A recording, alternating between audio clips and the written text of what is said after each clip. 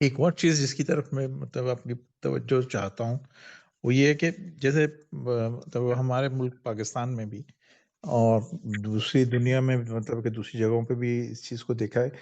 کہ خامخوائی میں مطلب لوگوں کو ایک دوسرے سے متنفر کیا جاتا ہے، اور خصوصاً مطلب ہے کہ مساجد اور اس طرح کے جو ادارے ہیں، وہ جو ہے مطلب ہے کہ جو مذہبی ادارے ہیں سمجھے، وہ جو ہے اس کی بنیاد بنتے ہیں اس منفی رویے کی نشر و اشاعت کے لیے. تو اس کو کم کرنے کے لیے کیا مطلب فارمولہ آپ وہ دیں گے؟ دیکھیے اس میں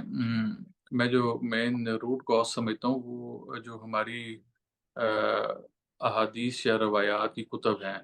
میں ان کو سمجھتا ہوں کہ ہر جو حدیث کی کتاب ہے اس میں یا روایات کی کتاب ہے یا تاریخ کی کتاب ہے، اس میں مسلکی اعتبار سے مختلف چیزوں کو کوٹ کیا گیا ہے۔ تو وہ پھر کتب جو ہیں کسی کے حق میں جاتی ہیں، کسی کے اگینسٹ جاتی ہیں۔ اگر آپ صحیح بخاری اور صحیح مسلم کی طرف جائیں گے تو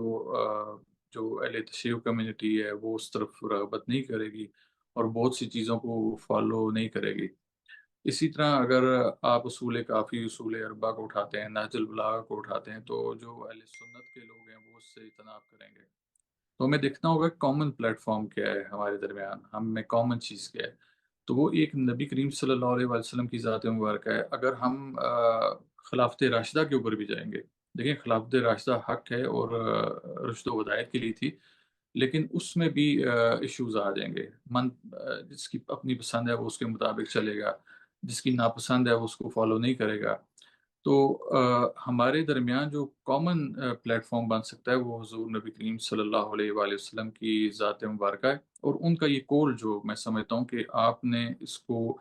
اصحابہ کرام کی موجودگی میں ان کے سامنے بیان کیا، یعنی کہ آڈینس میں عام لوگ، آپ جیسے ہم جیسے لوگ نہیں تھے، بلکہ آڈینس میں حضور کے اصحابہ کرام موجود تھے، اور آپ نے فرمایا کہ میں تم لوگوں کی اصلاح کے لیے، یعنی کہ جو سامنے لوگ بیٹھے ہیں صحابہ کرام کی صورت میں، حضور نے فرمایا کہ میں تمہاری اصلاح کے لیے تم لوگوں میں دو چیزیں چھوڑے جا رہا ہوں، اس میں سے جو فور موسٹ ہے وہ قرآن کریم ہے۔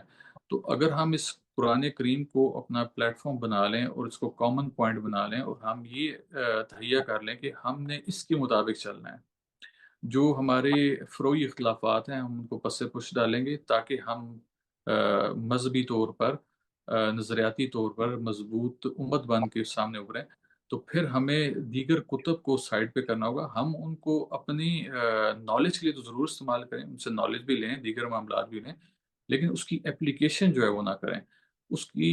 اپلیکیشن کرنے سے پہلے ہم قرآن کو اپلائی کریں، اور جو قرآن میں آیات مبارکہ درج ہیں ان کے مطابق چلیں، تو میرے خیال سے ایک کامن پوائنٹ بن سکتا ہے، اور امت اس کامن پوائنٹ کے اوپر آپس میں اتحاد و اتفاق کے ساتھ سامنے آ سکتی ہے۔